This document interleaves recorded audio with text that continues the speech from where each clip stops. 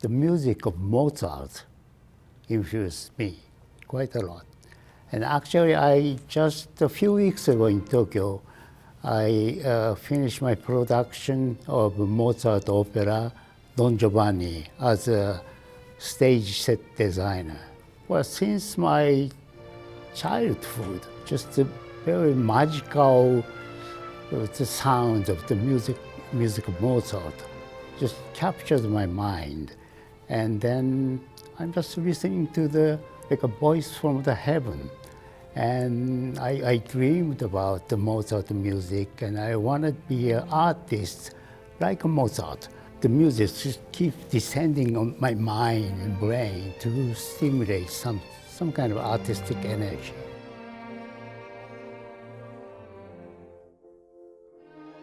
My name is Hiroshi Sugimoto. I'm an artist, photographer, architect, theater designer, many other things I do.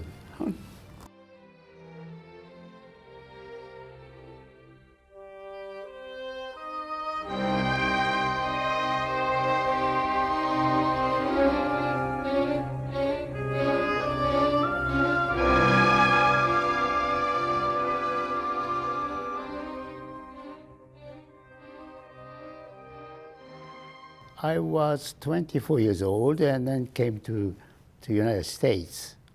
Then spent 4 years in California, and then finally came to New York in 1974.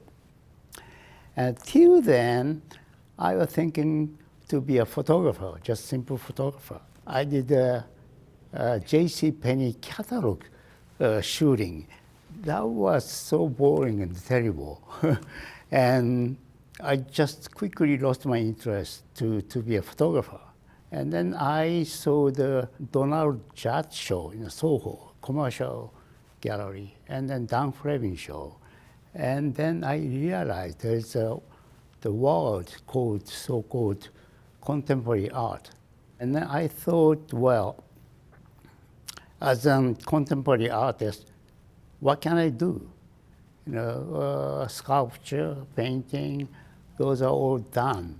But the photography, that time, never be considered as a first-class citizen of the contemporary art world. So let's use this skill of my photography to push up the level of photography into the contemporary art level. First-class citizen I want to be. That's how my course changed. After I became an adult, probably the Marcel Duchamp most influenced me.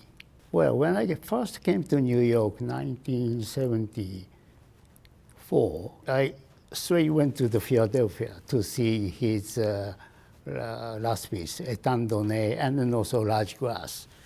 And it's quite inspired me. I didn't understand quite well what he's trying to do, but same as the Mozart music, it's just I felt something. He's guiding me to somewhere. So artist most influenced me might be the Mark Rothko's painting.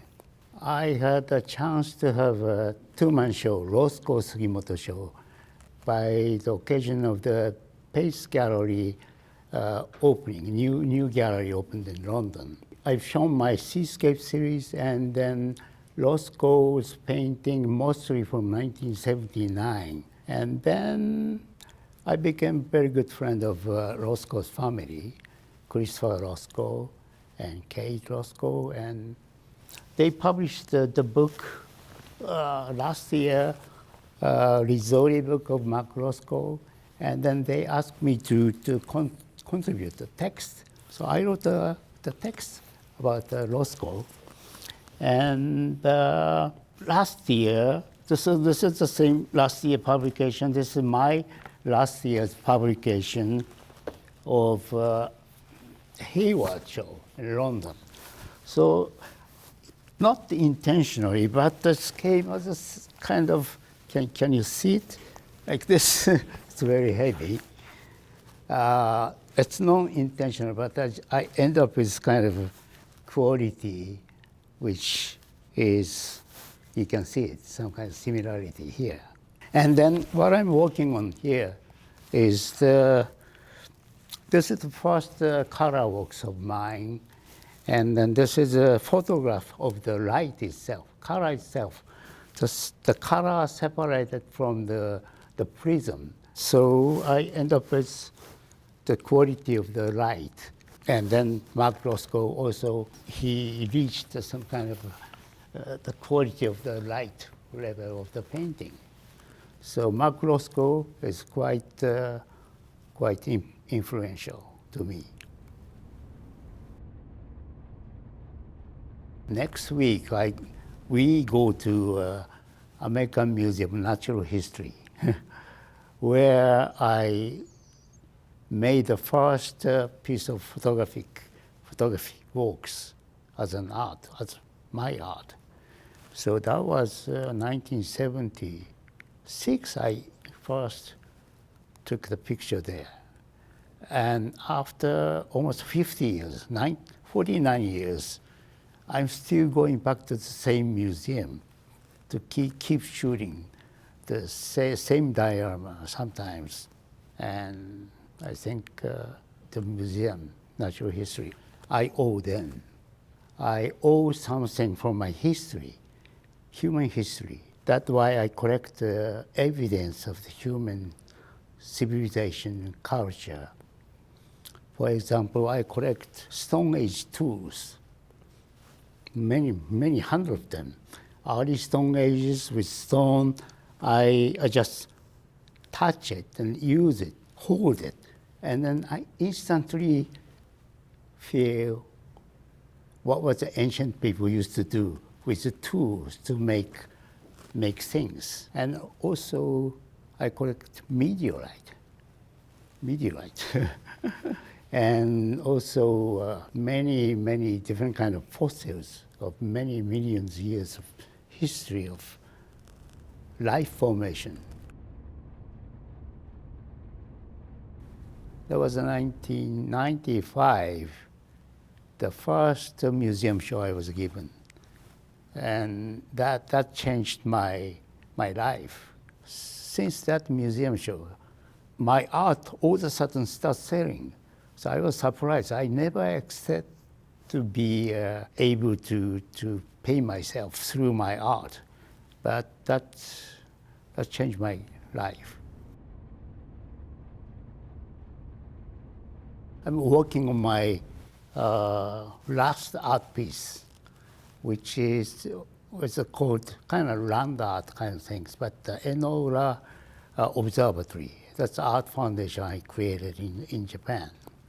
And I've been working with more than 10 years to many craftsmen people, like stone masonite, carpenters, and stucco people. So those are the collaborators. I have quite a high-end traditional craftsman people. So I keep making these facilities till I die. I spend all my cash I make from my art selling. I want to dump my cash into my site so that by the time I die, I have no cash left. And all my artistic activities transfer to this new state of art activities. So that's my financial wish.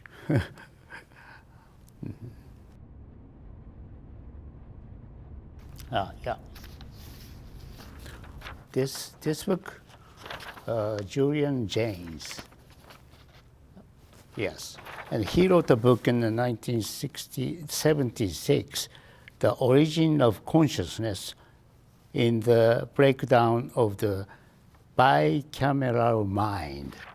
His theory is about the history of human mind and consciousness. And 3,000 years ago, human didn't have consciousness. Like human, we have a consciousness. And then people used to listen the voice of the God, that's guided the people's activities. But all of a sudden, after the discovery of the, people start writing letters, then that's humans stop listening to the message from the God. And all of a sudden, here we are as a human being with consciousness. So the origins of consciousness, this is like the Marcel Duchamp's, or sometimes talking about fourth dimensions, like somewhere out the world from the three-dimensional world. In that case, this book is really not guided, but surprised me. Kind of similar kind of feeling I have. I can share with Marcel Duchamp and Julian James and myself. It's guiding my mind somewhere.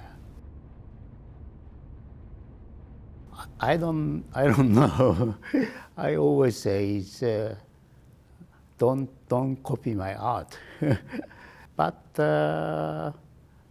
well, I learned a lot technically from Ansel Adams, very fine photographer, and he published very good 5-volume book, and it shows all his technical aspect of how to mix chemicals and how to read the light and compositions and view camera using. So I'm trying to open my secret sources of my chemicals to be open to a YouTube channel. So in the technical aspect, people study and learn how to make a beautiful prints, black and white printing technique. So please use that recipe and just try to be a perfect, very good craftsman. Artistic mind and spirits, how you create your art, that's yours, but at least to be a very good artist, you have to be a first fine craftsman. And so not just a concept, that the hands trained well, then spirits comes later. That's what I want to mention to the people, younger people.